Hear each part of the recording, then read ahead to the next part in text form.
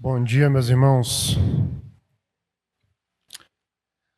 Hoje nós vamos estudar um dom que envolve um assunto que às vezes ele não é desempenhado de maneira correta na igreja.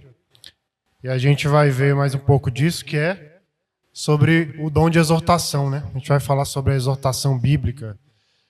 E é comum muitas pessoas na igreja até darem uma desviada, uma esquivada aí dessa função, ou às vezes quando fazem, não fazem da maneira, não se atentam à maneira correta que deve ser feita. Ou às vezes também muito esperam da liderança, muito esperam dos pastores para executar essa função de exortação. Só que a gente vai ver que a igreja como um todo tem que se engajar para trabalhar fazendo isso para que a igreja seja trilhada, ande nos caminhos corretos e assim possa seguir os caminhos do Senhor. Então nós vamos tratar sobre o... Oxi, assim sai, né? Tratar sobre o dom de exortação. Então vamos começar com a definição de exortação em duas definições. A gente palavras que definem o que é exortação. Primeiro, admoestar, confrontar o pecado, advertir, aconselhar. E na linha de baixo a gente vê incentivar ou encorajar alguém, motivar ou insistir que uma pessoa faça algo. Então, quando a gente vê essa definição, a gente vê que tem basicamente dois grupos de atuação desse dom. Uma parte que serve para confrontar o pecado e outra que serve ali para encorajar o irmão, motivar o irmão para que ele tome alguma ação. Então, primeiro a gente vai... É para cima, né? Primeiro a gente vai começar a falar sobre a parte do confrontamento, que é uma função que deve ser desempenhada com cuidado na igreja, para não, às vezes, não colocar tudo a perder. A gente tem que sempre buscar confrontar o que está errado, sim, mas o intuito não é de apontar o dedo para o erro do irmão. O intuito aqui é de que o irmão se reaproxime dos caminhos do Senhor. Então, tem que ter esse cuidado. Porque se não for desempenhada essa função com amor pelo próximo, tem risco daquele irmão se afastar, daquele que ouviu essa exortação errada, se afastar da igreja, e a situação acaba se tornando uma situação mais difícil de ser resolvida, e o corpo de Cristo acaba sendo afetado como um todo. Vamos abrir a Bíblia lá em 1 Timóteo 5, 1 e 2. 1 Timóteo 5, 1 e 2.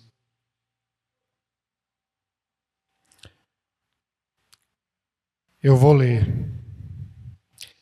Não repreendas ao homem idoso, antes exorta-o como a pai, aos moços como a irmãos, as mulheres idosas como a mães, as moças como irmãs, com toda a pureza. Então você vê que a gente, na exortação, a gente tem que fazer como se estivesse fazendo com uma pessoa querida, uma pessoa próxima, um familiar.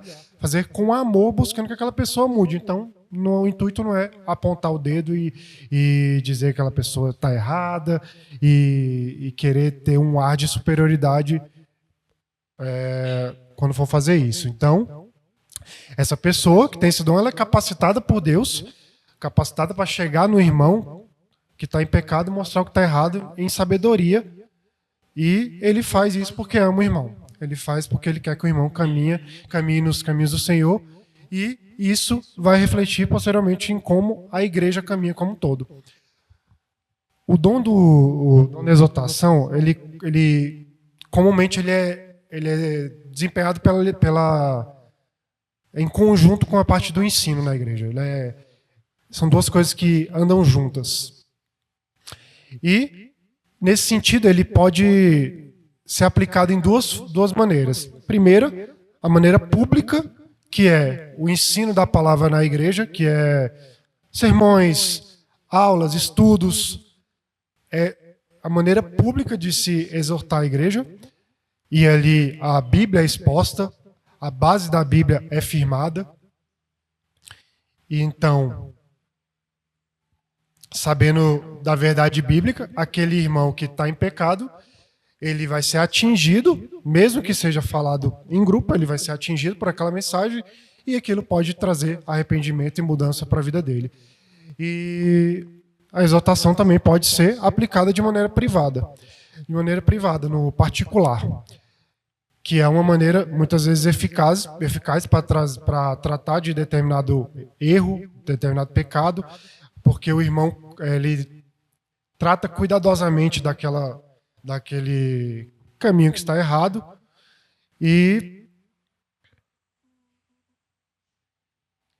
talvez seja a melhor maneira, até porque muitas vezes não é o ideal ficar usando o púlpito para falar a igreja toda, se você tem conhecimento que um irmão está em pecado, no individual.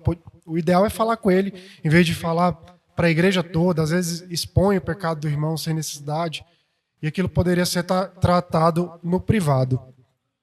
Porque tem outro problema também, que às vezes o irmão não capta a mensagem, não capta, está falando para o público, e o irmão, o pecado cega ele de maneira que ele não se atenta que ele está vivendo aquilo que está sendo falado. Então, talvez, para esse caso, o melhor seja mais interessante falar de maneira privada a ele. Mas claro que essas duas maneiras são importantíssimas para a igreja. A igreja cresce muito quando é executada por essas duas maneiras. E pode ser até que uma complete a outra. O irmão ouve uma palavra que foi falada no sermão e aquilo toca o coração dele, e ele procura aquele irmão e aquele irmão trata disso com ele no privado e ele tem a vida transformada.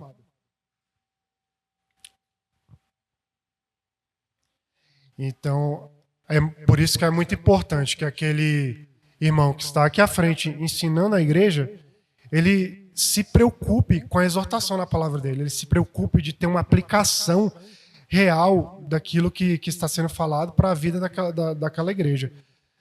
Porque você pode pensar no seguinte, o irmão vem, ele traz o ensinamento da palavra, ele traz dados, ele traz informações históricas, ele até consegue prender a atenção da igreja, mas aí vai passando o tempo e você começa a sentir que está faltando alguma coisa. Você fala, nossa, ele está falando a palavra, ele está abrindo a Bíblia, está lendo a Bíblia, mas parece que ele não está trazendo aplicação para a igreja.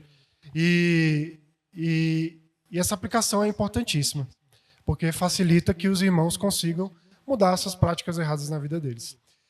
E o exortador ele tem um papel importantíssimo na igreja, inclusive um dos papéis difíceis da igreja, que é esse de chegar no irmão, chamar a atenção, esse confrontamento do pecado.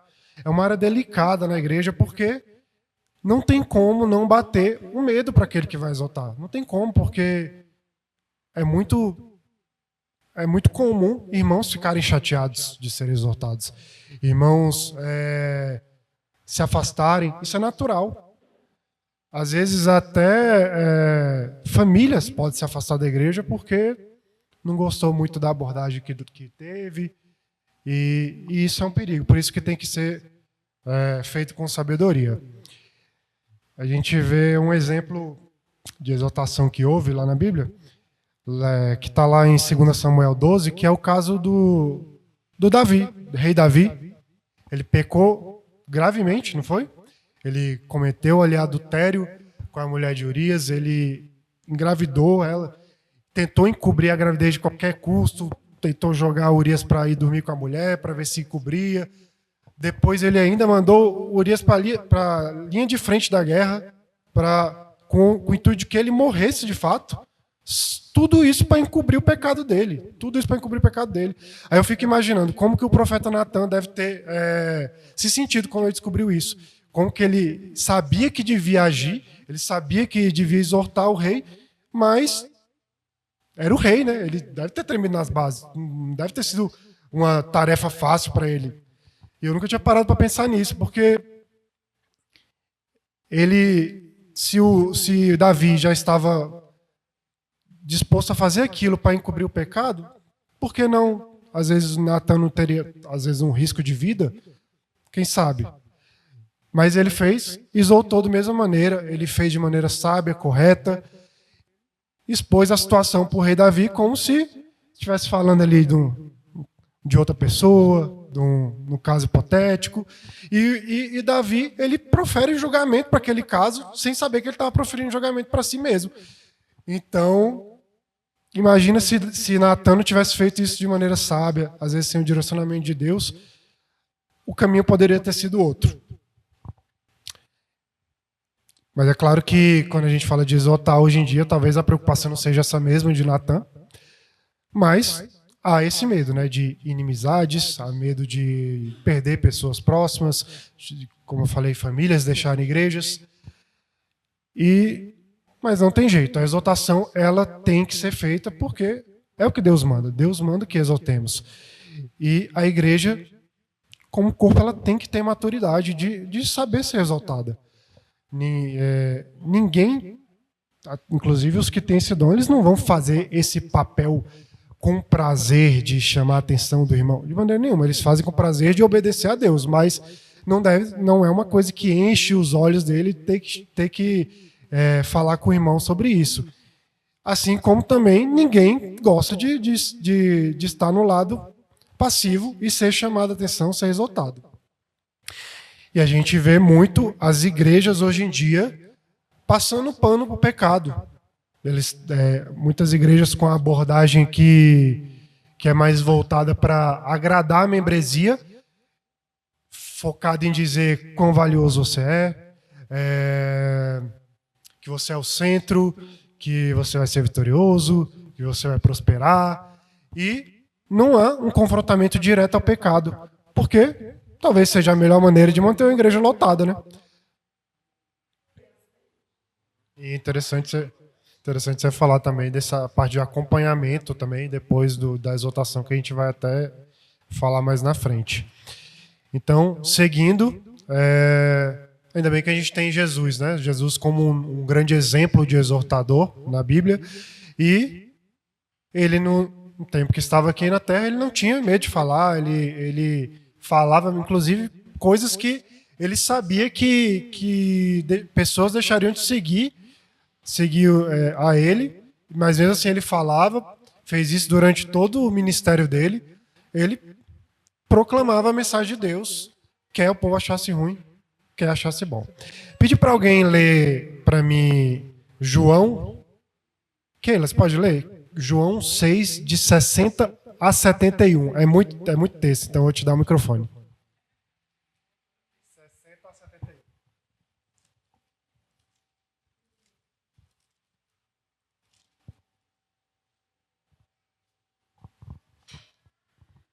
João 6, de 60 a 71. Muitos dos seus discípulos, tendo ouvido tais palavras, disseram: duro é este discurso, quem o pode ouvir? Mas Jesus, sabendo por si mesmo que eles murmuravam a respeito de suas palavras, interpelou-os: isto vos escandaliza? Que será, pois, se virdes o Filho do Homem subir para o lugar onde primeiro estava? O Espírito é que vivifica. A carne para nada se aproveita. As palavras que eu vos tenho dito são espírito e são vida. Contudo, há descrentes entre vós, pois Jesus sabia desde o princípio que eram os que não criam quem o havia de trair. E prosseguiu: por causa disto é que vos tenho dito, ninguém poderá vir a mim se pelo Pai não lhe for concedido. À vista disso, muitos dos seus discípulos o abandonaram e já não andavam com ele. Então perguntou Jesus aos 12: porventura quereis também vós outros retirar-vos? Respondeu-lhe Simão Pedro: Senhor, para quem iremos? Tu tens as palavras de vida eterna, e nós temos crido e conhecido que tu és o Santo de Deus. Replicou-lhe Jesus: não vos escolhi eu em número de 12. Contudo, um de vós é diabo. Referia-se ele a Judas, filho de Simão Iscariotes, porque era quem estava para traí-lo, sendo um dos 12. Obrigado. Então, os discípulos, antes do que Jesus já tinha falado, ele já estava achando dura a palavra dele. Depois ele ainda vai se direciona aos 12, fala que um é o diabo, que iria traí-lo. Então, os apóstolos que estavam andando com Cristo aquele tempo todo, para eles não devia ser fácil ouvir umas coisas dessa. Não devia ser. Mas Jesus, ele falava que era necessário. Ele tinha que fazer aquilo, ele tinha que exortar aquele povo. E depois até, inclusive, é claro que os apóstolos sentiram, entenderam a importância daquilo, né? Eu vou ler Gálatas 1:10. Paulo fala lá em Gálatas 1:10: porventura, procuro eu agora o favor dos homens ou de Deus? Eu procuro agradar a homens? Se agradasse ainda a homens, não seria servo de Cristo. Por isso que Deus separa esse irmão com esse dom, irmãos com essa função, para que sejam instrumentos para endireitar a igreja que está caminhando por caminhos tortos. E pode ser que, ao fazer isso, provavelmente terão obstáculos, mas tem que ser feito, tem que se continuar exortando, buscando agradar a Deus e não a homens. E como eu falei, a gente passou na parte de confrontamento, a gente vai agora falar sobre essa outro papel que é desempenhado pelo exortador, que é a parte de encorajamento, de apoiar o próximo. E eu vou ler a definição segundo a autora. Quem possui esse dom também é poderosamente motivado por Deus para ser o canal através do qual ele suprirá a necessidade que uma pessoa ou grupo tenha de encarar realisticamente sua própria situação. Ele procura animar e levantar a moral do outro, apresentando uma solução. Quer tomar a iniciativa de levar o indivíduo a reagir positivamente com atitudes e reações apropriadas, apoiadas do poder de Deus, em vez de depender de suas próprias e insuficientes forças. Por isso, caminha ao lado da pessoa, levando-a a encarar sua situação real.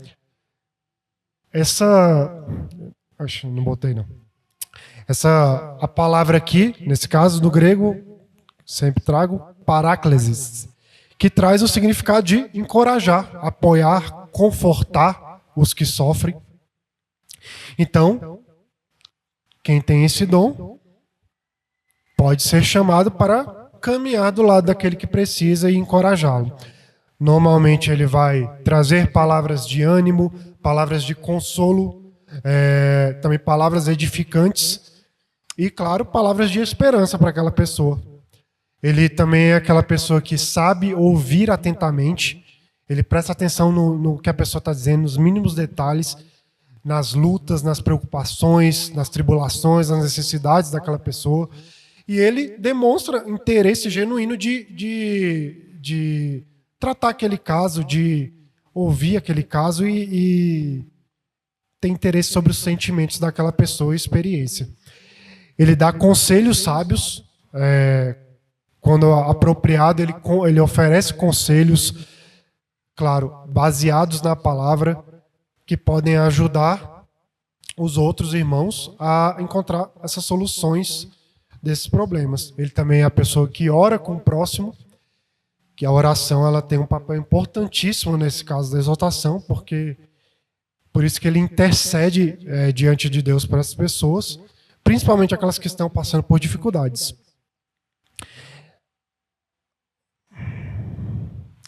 A exortação deve ser feita com amor, humildade e sabedoria, buscando sempre a glória de Deus e o bem-estar espiritual daqueles que estão sendo encorajados.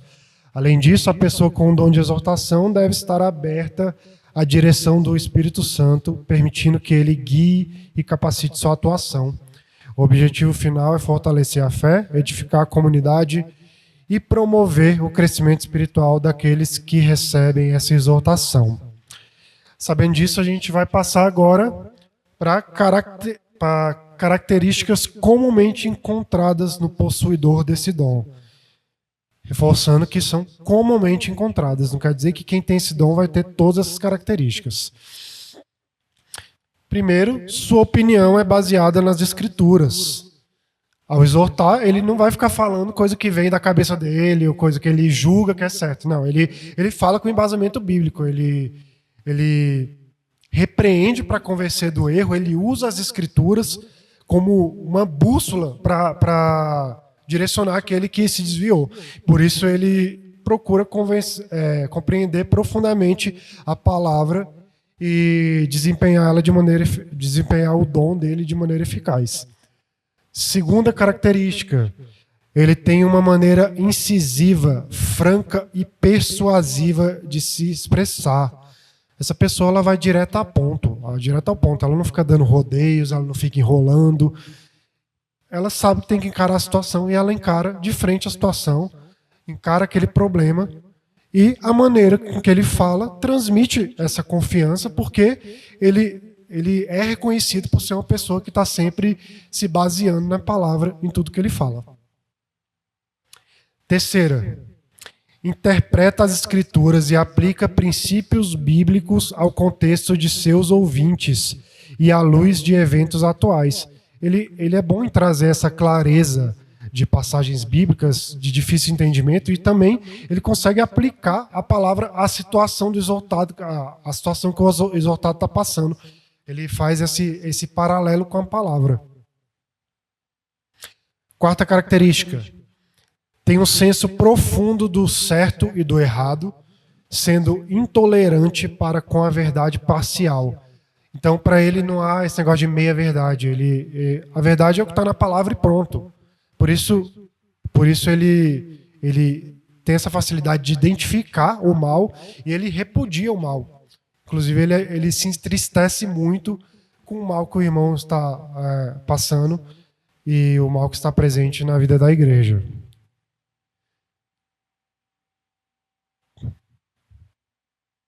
Quinta característica.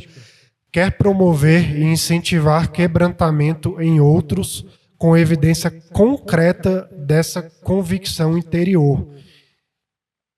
Para que haja mudança de vida, para que haja essa transformação, é necessário que haja um coração quebrantado. A pessoa passa a reconhecer a própria fraqueza, ela se sente partida por dentro de maneira que ela sabe que algo não está certo, ela sabe que tem que mudar. E reconhecer que não depende de si própria mesmo. Por isso, ela precisa de ajuda para ser restaurada. E quem tem esse dom, ele tem essa facilidade em buscar, ele tem esse desejo de buscar o quebrantamento do irmão e ele percebe se, de fato, aquela pessoa ela teve seu coração tocado, ela está agindo de maneira falsa. Sexta característica, identifica-se com o pecador, tendo um desejo sincero pelo máximo bem dele. Ele se identifica com o pecador porque ele sabe mais do que ninguém do que ele é um pecador. Ele sabe que ele não está em posição de superioridade em relação ao outro, que ele é igual ao outro e que, assim como ele, se for o caso, o outro também precisa de exaltação. E ele sabe que se for o caso dele ser exaltado, ele também tem que estar de coração aberto para receber essa exaltação. Por isso ele faz isso, ele busca o bem do outro com amor e humildade. Sétima característica, intervém quando alguém quer punir o irmão em pecado sem piedade e amor. Ele sabe que essa não é a maneira correta de se fazer isso, por isso ele entra na jogada e ele defende o irmão e, se possível, ele até corrige aquele que está tentando exaltar de maneira errada. Oitava característica, geralmente é uma pessoa carinhosa ou deseja ser. Isso não precisa nem de comentário, é uma pessoa carinhosa no cuidado com o irmão. Nona característica, demonstra uma capacidade ímpar de discernir o verdadeiro nível espiritual dos outros. Ele tem esse feeling de reconhecer quando o irmão quando o Espírito Santo está operando na vida do irmão. Ele tem esse reconhecimento. E, da mesma forma, ele também tem uma grande convicção de que se a pessoa é, de fato, nascida de novo ou se ela é só um hipócrita no que ela fala. Então, ele sabe discernir o caráter, a integridade e os motivos dos outros. Ele tem facilidade de enxergar por trás das máscaras das pessoas. 10ª característica é humilde, com disposição sincera, pronto para quebrantamento pessoal. Como eu falei, ele reconhece que ele é um pecador e ele, inclusive, está mais disposto a apontar o dedo para si próprio, reconhecendo que ele está falhando, do que apontar o dedo para o pecado do irmão. Você vê que até o 10º a gente vê muitas características da parte do confrontamento, né? E a partir do 11º, são muitas características relacionadas a essa parte de encorajamento, de consolo ao próximo. Então, a 11ª característica é: dirige palavras de ânimo e encorajamento, ou consolo e conforto aos que se sentem ajudados emocional, espiritualmente e motivados à ação. Alguém lê para mim em 1 Tessalonicenses 5:11 e outro abre em 1 Tessalonicenses 2, 10 a 12. É muito bom na igreja a gente ter pessoas com essas características. Aquela pessoa que às vezes traz aquela palavra, exatamente aquela palavra que te motiva a agir, te motiva a andar de determinada forma que às vezes você não estava enxergando. Pode falar. A igreja tem dificuldade em exortar e ser exortada, né? Essa é a verdade. Um exemplo disso que eu falei aqui nessa característica foi o que o Barnabé fez com Paulo, lá em Atos 9, né? Vocês conseguem imaginar como é que para Paulo deve ter sido difícil esse momento ali pós-conversão diante da igreja? Ele era perseguidor da igreja. E quando ele teve essa transformação, o pessoal com certeza ficou com o pé atrás ali do que ele falava. Será que isso é verdade? Será que não é? E Barnabé, ele entrou ali na jogada, ele abraçou a situação de Paulo. E inclusive lá em Atos 9, 27, ele diz que ele leva Paulo até os apóstolos, conta da situação, de como o Senhor falou com ele lá no caminho de Damasco e como que ele tinha sido transformado por Deus. E Paulo não tinha credibilidade nenhuma diante da igreja. Ele não tinha, ele era um perseguidor. Mas Barnabé, ele estende a mão, ele anda ali ao lado, ele atesta a situação de Paulo. E após disso, Paulo se torna um dos maiores cristãos da igreja primitiva. E esse encorajamento de Barnabé foi um dos fatores que tornou isso possível, porque ele não apenas levou Paulo, mas ele andou com ele, ele andou com ele e garantiu a experiência de Paulo. Por isso que quem tem esse dom pode ser uma pessoa que faz esse papel de levar as pessoas ao chamado de sua vocação. 12ª característica: frequentemente tem um ministério leigo ou profissional de aconselhamento, pois as pessoas espontaneamente se abrem com ele. Já viu aquelas pessoas que estão sempre com a cara fechada? Que você chega perto e você não anima de contar nem boa notícia para ela. Imagina você abrir seu coração, pedir aconselhamento, pedir uma ajuda. Pois é, quem tem esse dom, ele é exatamente o oposto disso. É aquela pessoa positiva, aquela pessoa que está sempre aberta a ouvir o próximo. E mesmo que às vezes não seja ele que vai tomar essa iniciativa de chegar no irmão, o irmão vai se sentir à vontade de procurar ele e desabafar, de pedir conselhos e coisas do tipo.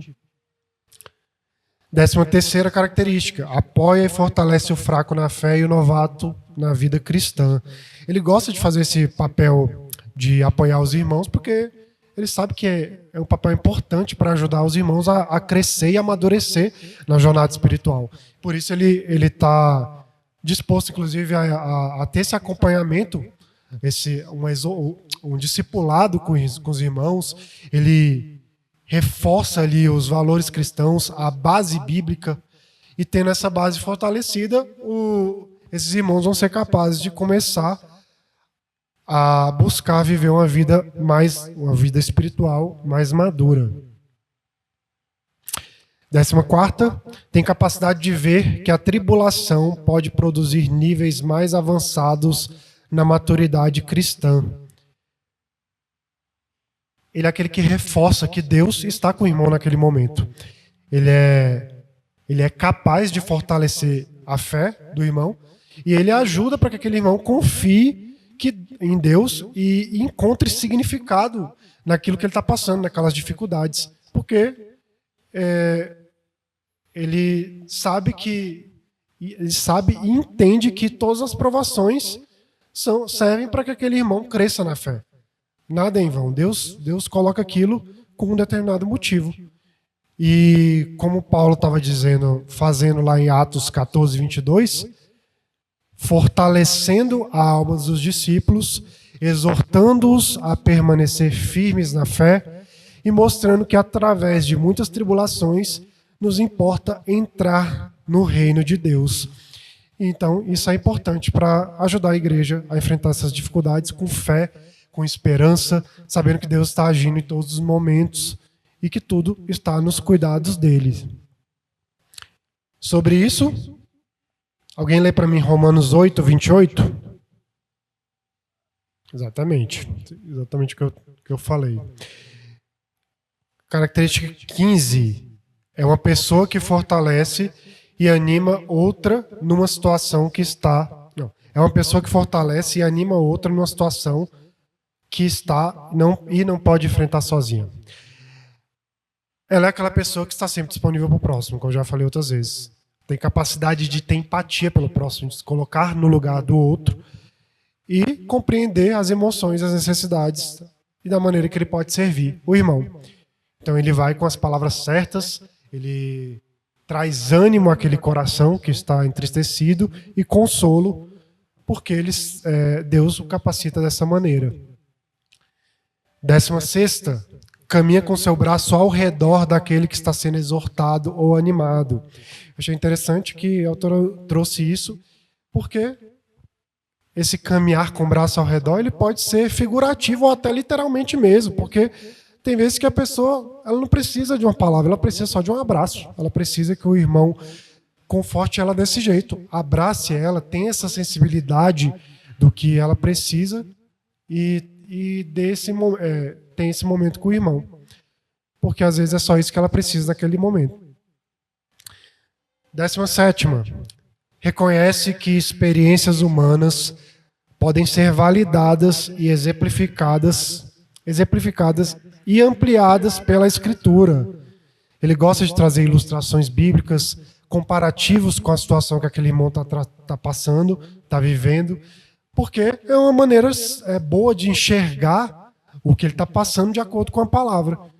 E também, claro, porque quando aquilo é baseado, quando aquele aconselhamento é baseado na palavra, aquilo ali tem muito mais peso, né? Muito mais credibilidade por qualquer coisa que aquele exortador for falar.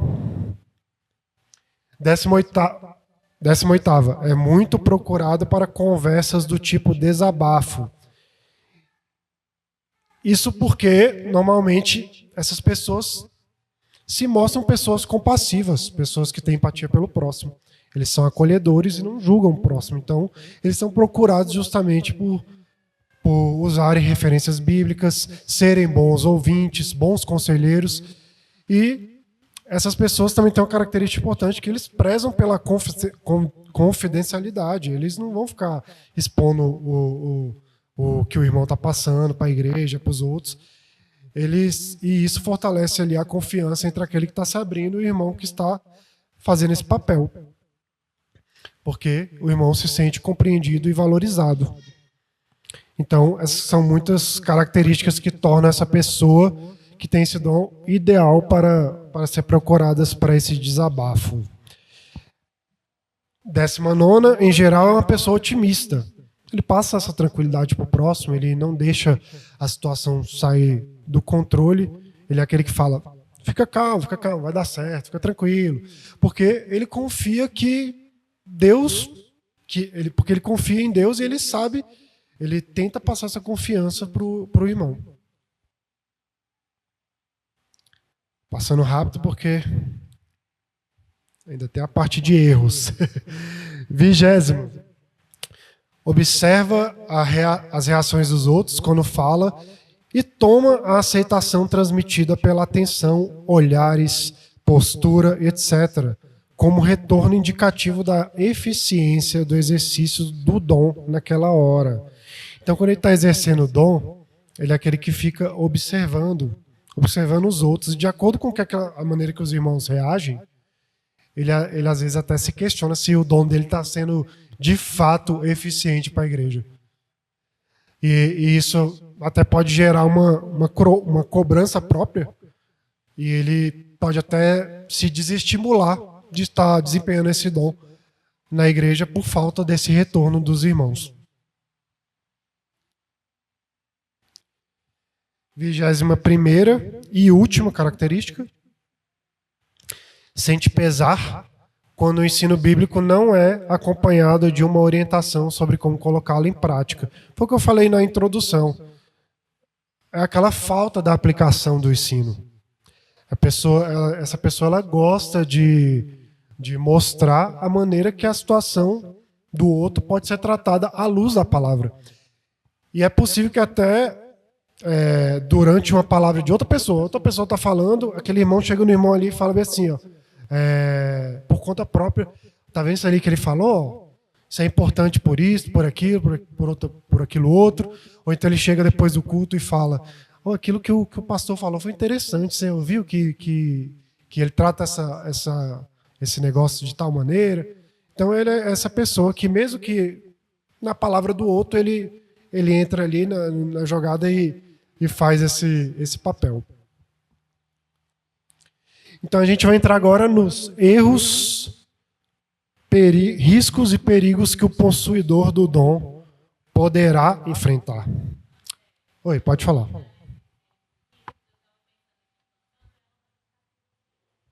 Perfeito.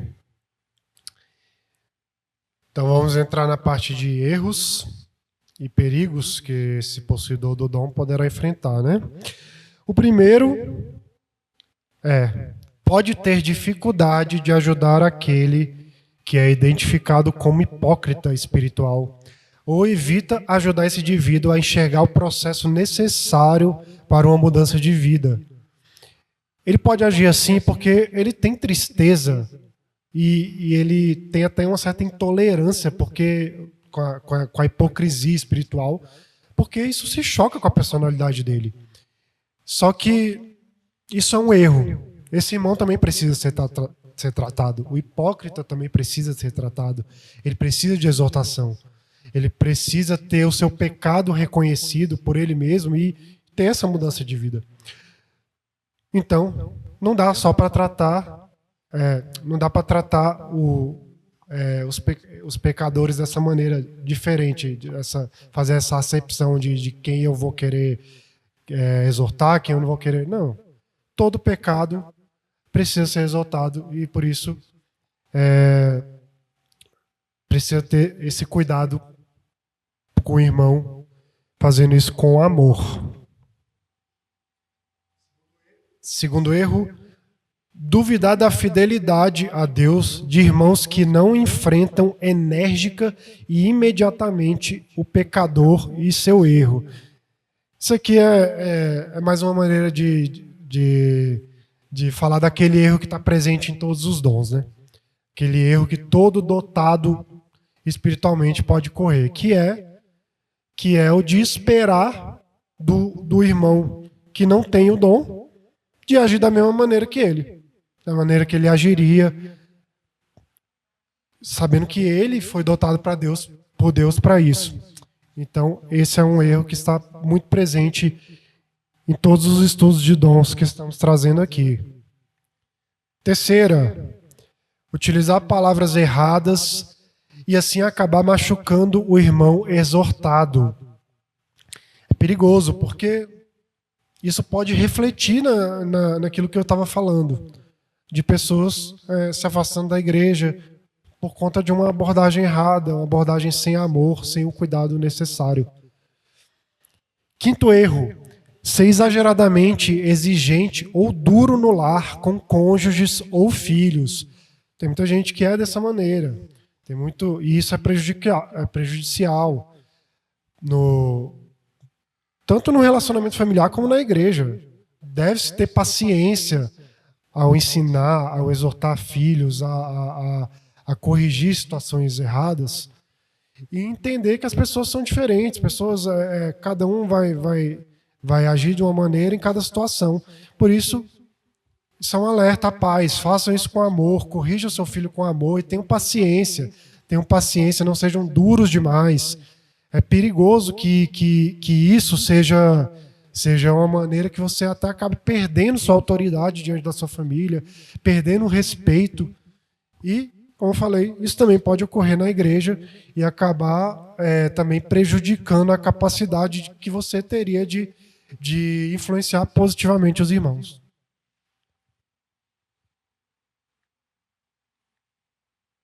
Quinto erro: tornar-se legalista ou caçador de hereges por conta própria. Achei interessante isso aqui. É igual os fariseus faziam, né?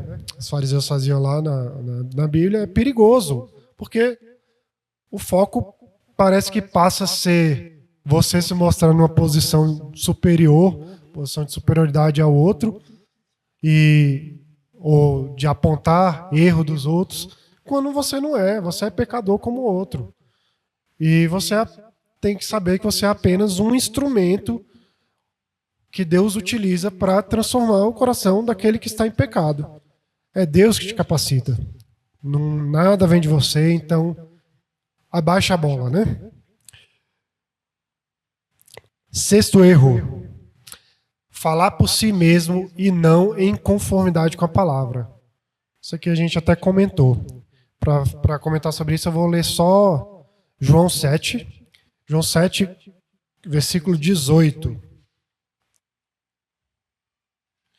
João 7,18 fala assim: quem fala por si mesmo está procurando a sua própria glória, mas o que procura a glória de quem o enviou, este é verdadeiro, e nele não há injustiça. Vamos adiantar aqui que já está adiantado o tempo. Sétimo: aconselhar no seu entusiasmo e desejo de servir, sem estar afinado com Deus. Não adianta querer servir o próximo e não estar em comunhão com Deus. Porque é provável que você vai fazer coisas que não estão em conformidade com a vontade de Deus. Então, o desejo de servir tem que estar alinhado com a vida em comunhão com Deus. Oitava: tratar superficialmente a ferida de alguém, mas sem usar o tempo adequado para tomar conhecimento da situação real. O indivíduo é exortado, mas ao mesmo tempo é machucado. Sente que o exortador é insensível e precipitado no falar. É aquela pessoa agoniada. Isso é um erro, porque ele quer tratar da situação, ele já quer ir logo para a solução, ele já quer resolver logo o problema, sem às vezes ouvir o que o irmão tem para falar, e já faz logo um julgamento daquela situação. E isso pode acontecer muitas vezes porque o exortador, por muito fazer isso, por esse ser o papel dele, ele tem essa experiência de passar por várias situações e ele às vezes pode achar precipitadamente que ele tem a solução na ponta da língua para cada caso. E cada caso é um caso. Por isso que o irmão tem que ouvir atentamente o que o irmão tem a dizer, o que o outro tem a dizer. E por isso é um erro, essa precipitação. Nono erro: criar situações embaraçosas ou comprometedoras na exortação com alguém do sexo oposto, com encontros muito frequentes a sós. Isso aí a gente tem estudado em muitos estudos de dom, o perigo de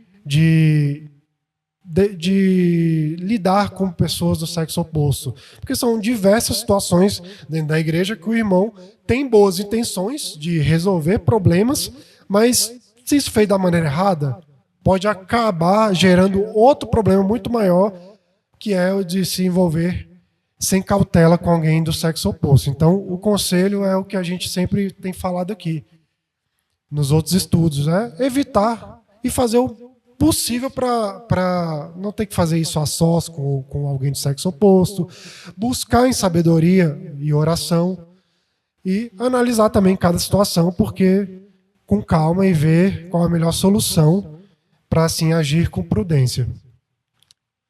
10º erro: querer ajudar quem não quer ajuda e, por isso, tentar se impor.